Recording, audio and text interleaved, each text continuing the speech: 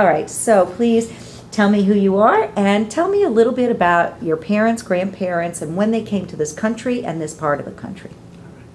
I'm Ellen Rothschild Byck, and I was born in Columbus, Georgia, and lived there until I went off to college, then went to college and married right out of college, and at that point moved to Savannah. My father's family was in the furniture business. My grandfather and grandmother came over from Germany in 1880. My mother's family were very early immigrants to America. They came over here in about 1820 and started off in South Carolina and were part of the original Jewish settlement in Atlanta when Atlanta was Marthasville. So, and then of course I came to Savannah's Jewish community was much smaller. Columbus's Jewish community was much smaller than Savannah's. And we went with everyone, despite the fact at that time there was kind of a division between the Reform congregations and the conservative and Orthodox. In Columbus, there were so few Jewish children, we were all friends. So it just didn't matter. Jews were Jews.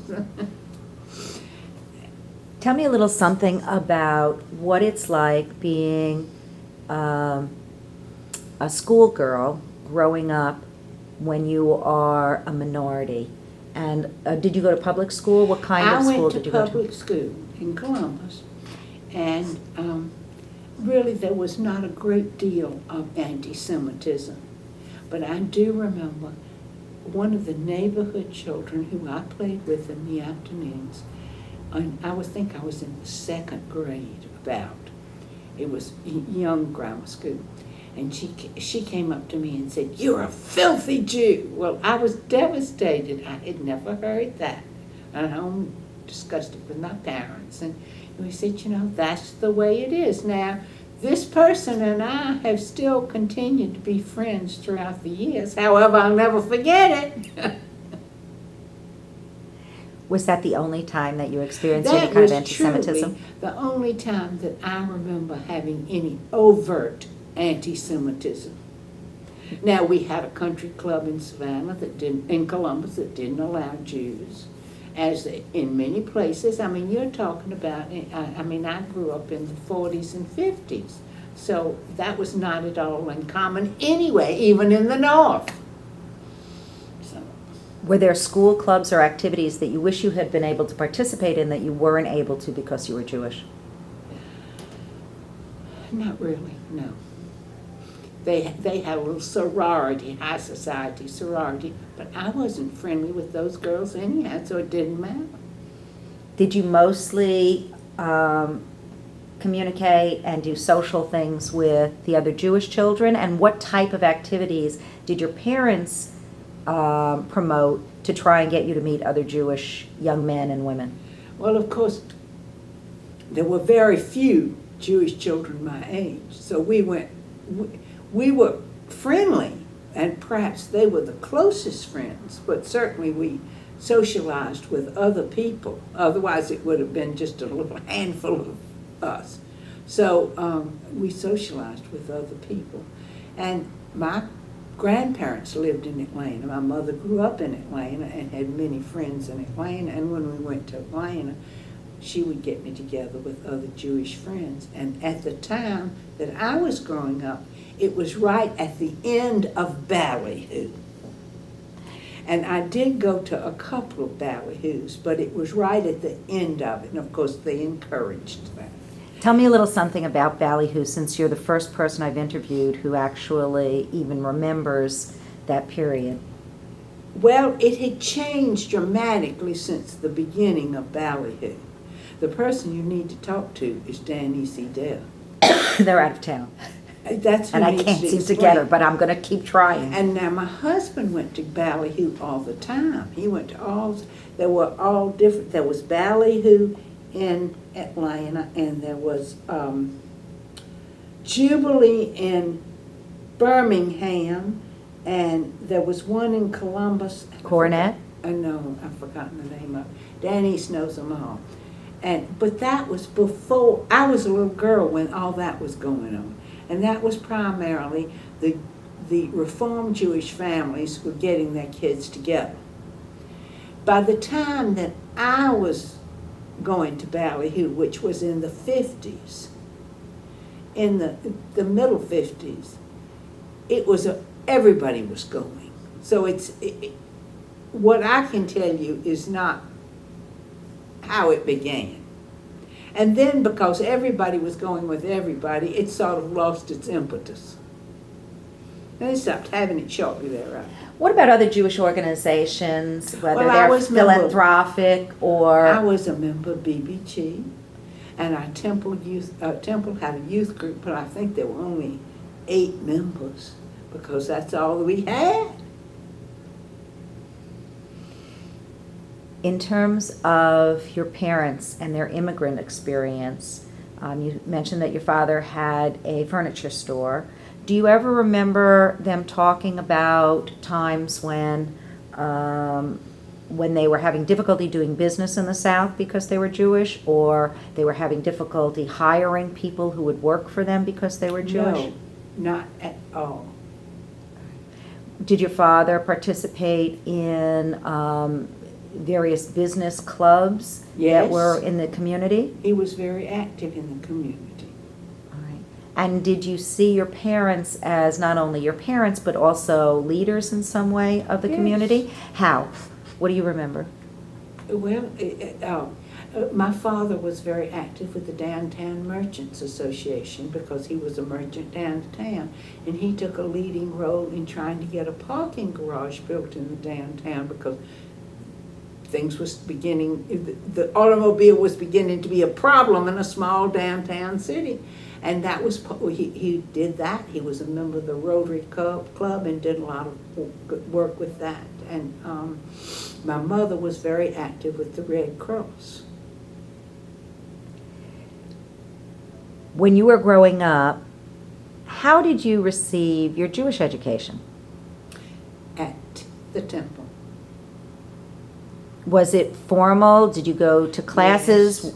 Talk about bar bat mitzvah, talk about confirmation, and I also was tell at- me what observances you did in the home. Well, I have to admit, we always Seder was the service. I had a very large family in Columbus. Rothschild family was, if you all got us all together when I was growing up, there were about 70 of us. That's not true anymore. They've all scattered everywhere. But, and the family took turns having holidays at people's houses. Seder was always the one that my mother I had. And Seder is very special to me. I went to Sunday school, and we of course had very small classes. And I remember one Sunday school teacher who was my Sunday school teacher for about 5 years, and he was a wonderful history teacher of the history of the Jewish people. And I got a lot of my love of history and history of Judaism from him. I do not speak Hebrew. There was very little Hebrew spoken in my congregation. As when I came to Savannah, there was very little Hebrew spoken in Mikveh Israel. That has all changed. Rothschild is quite a famous Jewish name. Well, Are you related somehow? My father's story on that is when Napoleon came into power in France, he insisted that everybody have a surname. Before that, they didn't have them. And my father says he thinks that our family was serfs on one of the Rothschild estates, so they took the name Rothschild. We have no connection, certainly never inherited any money, so I think he's probably right. I have an aunt who great aunt who liked to put on airs, and she said, oh, that wasn't so that we were related, but we have no proof. So I'm going to jump ahead quite a bit. you meet this dashing young man and you move to Savannah. Well, it's a little bit more complicated than that, and this is really kind of a fun story. My father went to the University of Pennsylvania. He was the first member of his family to ever get a college education. He had in Columbus was a man by the name of Bern Prager, and he originally had come from Savannah. He had a first cousin. His name was David Amram Byck, Sr. When he found out that David Amram Byck, Jr., my father-in-law, was going to Pennsylvania at the same time that my father was going, he kind of put them together and they became college roommates. My father was the best man in my in-laws' wedding. There was 8 years difference between David and me. We came down here Christmas of my senior year in college to visit an uncle because my mother had family down here. And of course we were with the Bicks, and David took me. I was told he had to take me out, so he did, and we clicked. So it's kind of like a matchmaker story. I kind of like that. Tell me about the relatives that you already had in Savannah before you married Byck. Okay, they were, my grandmother from Atlanta was a Steinheimer. And Lawrence Steinheimer, her youngest brother, moved to Savannah, along with her nephew, Julius Olson. You're related to everyone. You are. So that, and actually, Lawrence Steinheimer's wife was related to David. She was a first cousin. She and my father-in-law were first cousins. So Lawrence Sr. always said I messed up the family tree because I was on it twice.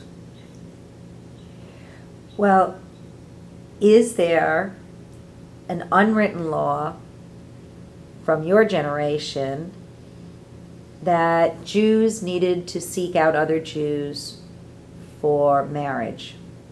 Was there any prohibition that you ever got at the hands of your parents that you could not date or non-Jewish? No, I dated non-Jewish people, but my parents always encouraged me to only marry within the faith.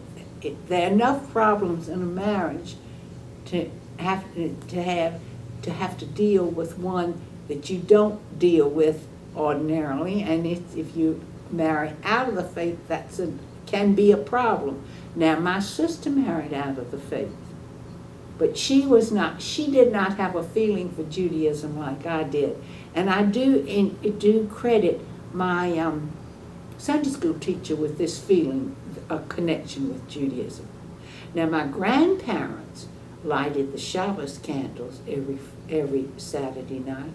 My grandmother would not sew or watch TV or listen to the radio. I'm talking about my father's mother, or do any of those things on Shabbat. So some of it was a little innate because even if your parents weren't observant that way, you saw that these things. I saw it, and practice. then when my grandmother would come down, Then we began later on as I grew up, and I was the one who kind of wanted to light the candles on Friday night, and we started doing it, and my grandmother was so thrilled, my mother's mother, because she said her family never did it, and it was such a nice custom. Many Reformed Jews threw out the baby with the bathwater. You moved to Savannah. And tell me how life was different, even though it was still another southern town. Well, first of all, I was married. And so, of course, it was entirely different. But basically, and of course, Savannah had a much larger Jewish population. Savannah had the Alliance, and there was always something going on here. And particularly as my children grew up, my children did a lot of activities in the alliance? I have noticed of late that the alliance does not serve as many people as it used to. And I've had people tell me that the alliance really was founded because Jews needed a club of their own. They were not allowed into the other clubs, and that as we've gained acceptance into the general community, that maybe this is no longer needed by Jews. Is that true? That's not my take on it, Carol. The alliance was founded, and my husband's grandfather was, I think, the second president of the alliance. So he was among the people who founded the alliance. It was founded to help the Jews. That was at the time when the big immigration of Jews was coming from Eastern Europe and Germany. And it was founded to help them make an easier transition into American life. And, you know, it was an educational alliance. And they had classes, and my father-in-law had a cousin, Lenora Amram, who taught at the JEA for many, many years. And it was also not just for children. It was educational for adults. I think they had English classes and things like that. That's what it was founded for.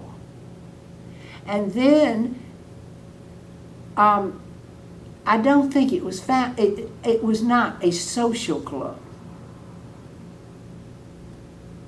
at the beginning. I don't think that was the intent. But then when my children were growing up, they had many afternoon programs for younger children, because at that time the schools didn't have after-school programs for grammar school and junior high. And the JEA picked up that slack. I mean, my children played ball here. They went to all kinds of classes here in the afternoons. Were there always enough children in their age bracket to make it viable? Yes, there were. What do you think has happened? And it was an across-the-board group. What do I think has happened? Well, things have changed. First of all, people have moved further out. When my husband and I bought our first house, one of the reasons we bought where we did, and we lived on 62nd Street, was because it was close to the JEA. And everybody didn't have swimming pools in their backyard. And, you know, we made a great deal of use of the JEA. Now I think people have moved all over town. A lot of people have swimming pools or belong to communities that have swimming pools. The schools now have programs after school, particularly for middle school. And unfortunately, there has been a division in the community, and it's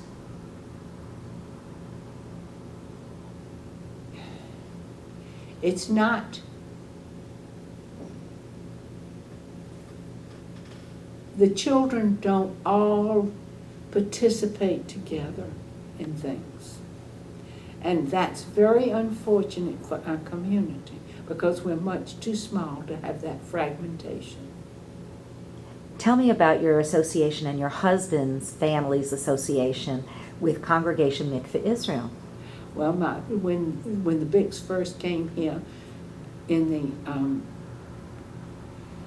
1850s, they belonged to Mikveh Israel, and they have been part of it ever since. And my father's, and also that was just not the Bicks, but my mother-in-law was a native Savannah, and her family went back quite a way too. And her family was just as involved in Mikveh Israel as the Bicks. What was the last name? Well, it changed a couple of times. It was first was her father's name. She was, and there's a window in the temple, a first window, and that was her grandfather. And then her mother was a Meinhardt. And then she was the only one. She was the only one that lived here to old age. Everybody else left. Now, I seem to remember that not only your husband but also your son has been a president of Congregation Mikveh Israel. We've had 3 generations in a row. And probably my grandfather-in-law would have been, except that was during the time when we had a member of Mikveh Israel who was president of the congregation for what, 30 years, something like that. And that was during that time that he would have served. But he was in the history, if you read back in the history, he was active in the congregation. So the family's gone back a long time. Has your family also been active in the more secular Savannah? Oh yes, my mother-in-law was extremely active, and she gained many awards for her work with senior citizens. And my father-in-law was not as active as she, but he was like a member of the Kiwanis Club, and he did things within the community also.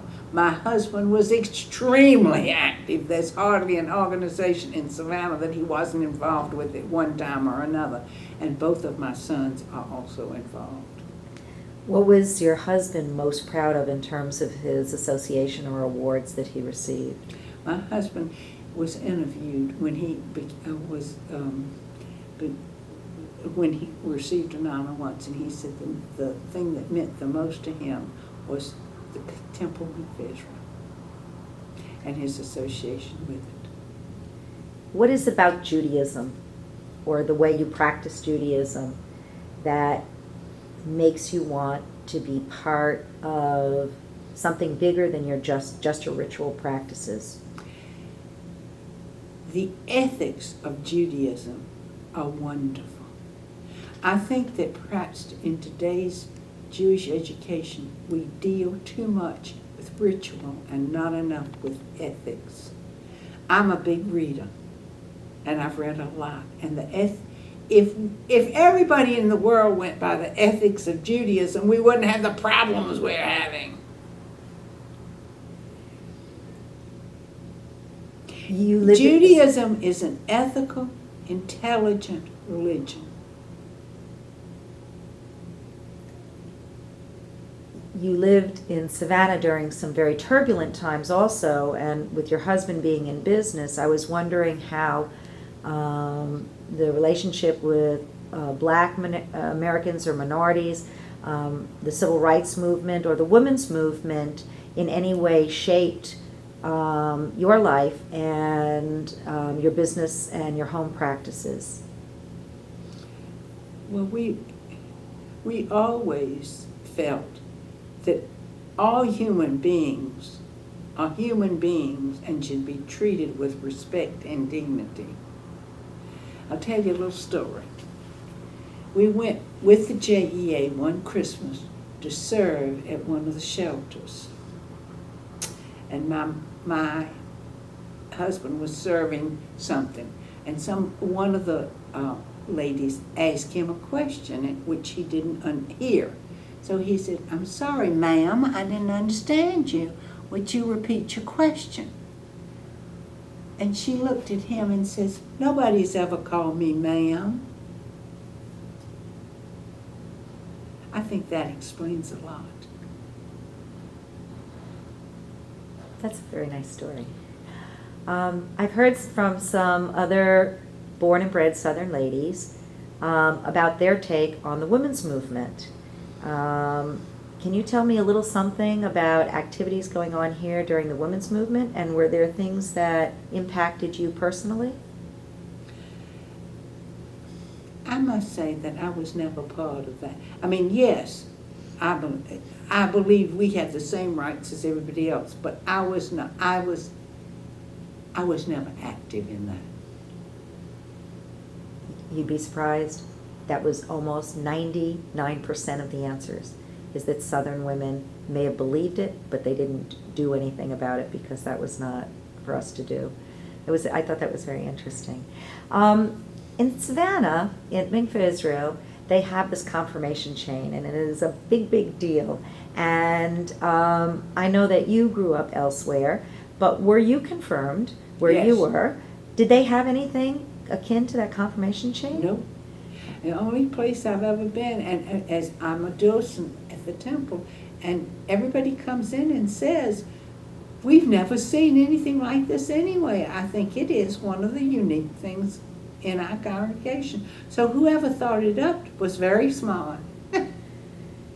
You know, there was a Steinheimer in that first class, the 1935 class. It was Henrietta's Cross. Yes. So were your sons confirmed? Yes, there are 3 generations on the confirmation chains of Bycks. My husband, my sons and daughter, and my granddaughters. How does that make you feel? Well, I'm happy to have that tradition for them to look back on. What is the purpose of having your name on a plaque or on a wall? What does that mean? Well, if you're part of something, I'm kind of funny. If you're part of doing something, involvement in it, that's wonderful because it shows that what you were doing. If your name is up there strictly because you gave money, I'm not in favor of that, because charity is not supposed to be given to be advertised. That's my personal feeling. That's the way I was brought up. I was brought up that you gave to charity generously, but you did not ask for credit. It's actually the Jewish way of giving. It's Maimonides' rules. Very good. Is there anything we haven't talked about that you wish I had asked you? What is your favorite Savannah memory? You have a favorite memory of living in Savannah? There are many. No. My favorite, of course, is my time that I spent with my husband, because he was an unusually loving, giving man. If there's one thing about who you are as a Jewish woman or a Jewish Southern woman that you hope you've instilled in your children and grandchildren, what is that? It's the ethics of the religion. Good interview. Thank you so much.